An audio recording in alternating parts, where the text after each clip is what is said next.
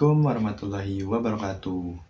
Bertemu lagi dengan saya Rivaldi dengan NPM 1210200358. Oke, di video kelima kali ini saya akan menjelaskan tentang memperbaiki kompetensi. Buat kalian yang ingin tahu apa aja cara untuk memperbaiki kompetensi, kalian bisa simak video berikut ini. Oke, di video kali ini saya akan membahas tentang memperbaiki kompetensi. Mungkin kita langsung saja ke materinya. Di sini ada jenis dan kategori kompetensi, konsep dan sejarah kompetensi. Yang pertama menurut Lele Spencer dan Sidney Spencer 1993. Kompetensi merupakan karakteristik dasar perilaku individu yang berhubungan dengan kriteria acuan efektif dan atau kinerja unggul di dalam pekerjaan atau situasi. Kedua, menurut Michael Armstrong 1994, kompetensi adalah apa yang orang bawa pada suatu pekerjaan dalam bentuk tipe dan tingkat perilaku yang berbeda. Dan menurut praktisi MSTM, kompetensi merupakan deskripsi dari karakteristik seseorang.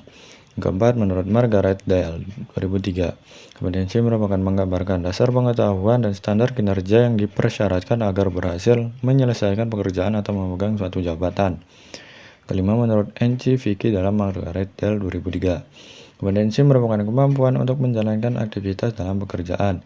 Yang keenam, menurut Training Agency 1988, kompetensi merupakan kemampuan untuk menjalankan aktivitas dalam pekerjaan atau fungsi sesuai dengan standar kerja yang diharapkan.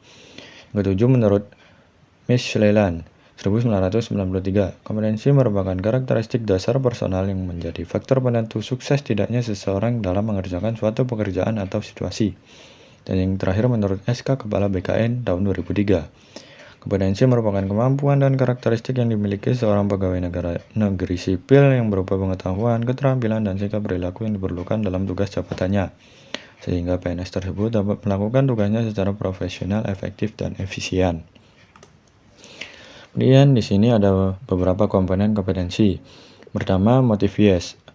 Motif menggerakkan, mengarahkan, dan menyeleksi perilaku terhadap tujuan atau kegiatan tertentu.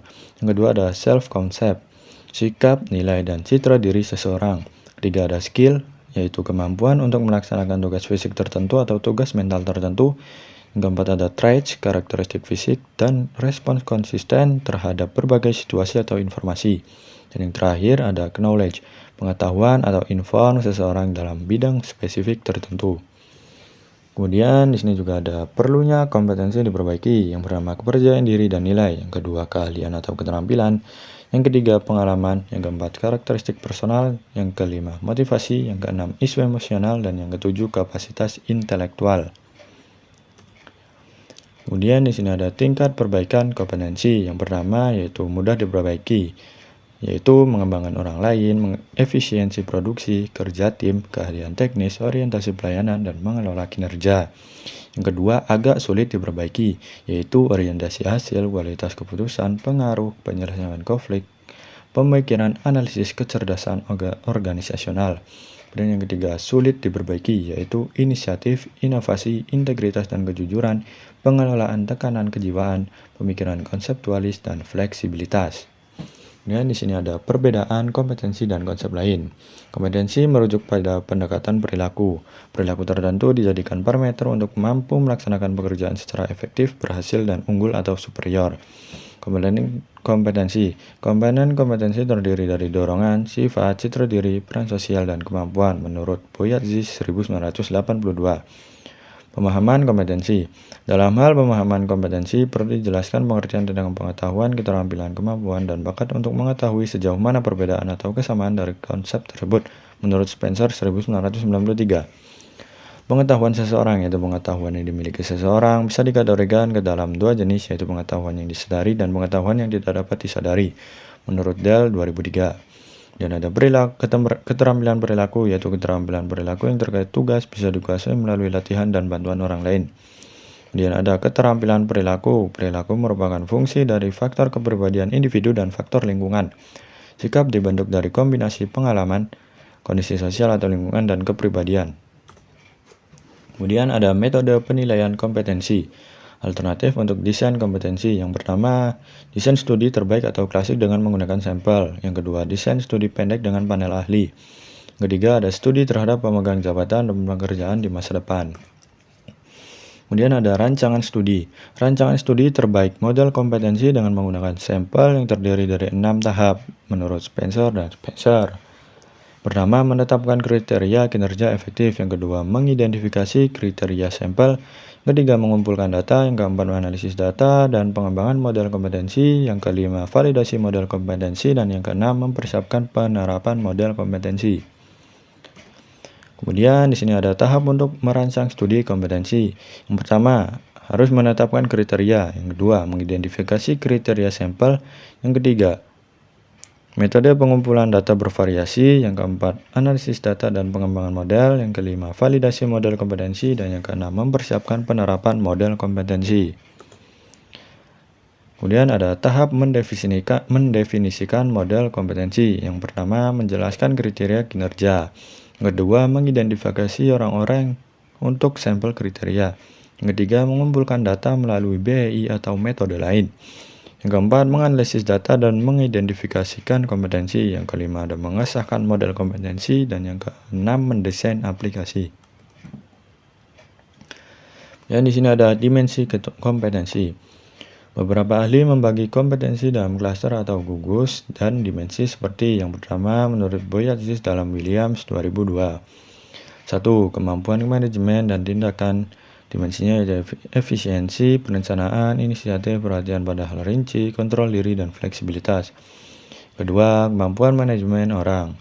Dimensinya yaitu empati, persuasif, jaringan kerja, negosiasi, percaya diri, manajemen tim, pengembangan orang lain, dan komunikasi lisan. Ketiga, kemampuan logika analitis. Dimensinya yaitu menggunakan konsep, pengakuan pola, pengembangan teori, penggunaan teknologi, analisis kuantitatif, objektivitas sosial, dan komunikasi tertulis. Kedua, menurut Dulewicz dalam Armstrong 1995. Yang pertama, kemampuan intelektual. Dimensinya yaitu perspektif strategis, analisis dan penilaian, perencanaan, dan pengorganisasian. Yang kedua, kemampuan interpersonal. Dimensinya yaitu mengelola staf, sikap persuasif dan asertif, pengambilan keputusan, kepekaan interpersonal, dan komunikasi lisan. Ketiga, kemampuan adaptabilitas. Dimensinya yaitu adaptasi, kemampuan orientasi hasil, sikap energi dan inisiatif, motivasi berprestasi, dan kepekaan bisnis. Yang ketiga, Schroeder dalam Williams 2002. Yang pertama, kognitif. Dimensinya mencari informasi, pemikiran konseptual, dan fleksibilitas. Yang kedua, direksional. Dimensinya itu dampak, percaya diri, dan presentasi. Yang ketiga, motivasional. Dimensinya yaitu interpersonal, mengelola interaksi, dan orientasi. Yang keempat, pengembangan. Dan yang kelima, berprestasi. Dimensinya yaitu orientasi proaktif dan orientasi berprestasi. Kemudian di sini ada tabel pembagian kompetensi menurut ahli. Menurut Lyle Spencer dan Sidney Spencer 1993. Yang pertama, manajemen tindakan dan tujuan. Yang kedua, kepemimpinan. Yang ketiga, manajemen SDM. Yang keempat, mengarahkan bawahan. Yang kelima, berfokus pada orang lain. Dan yang keenam, pengetahuan terspesialisasi. Untuk lebih jelasnya, kalian bisa melihat tabel di sampingnya. Kemudian yang terakhir ada contoh kompetensi dalam SKJ. Yang pertama, kompetensi umum. Kompetensi umum adalah kompetensi yang bersifat soft skill yang mencerminkan kevaluasian dan harus dimiliki oleh seluruh pegawai. Terdapat 4 kompetensi umum. Yang pertama, integritas. Yang kedua, pembelajaran berkelanjutan. Yang ketiga, fokus pada stakeholder. Yang keempat, berorientasi pada kualitas.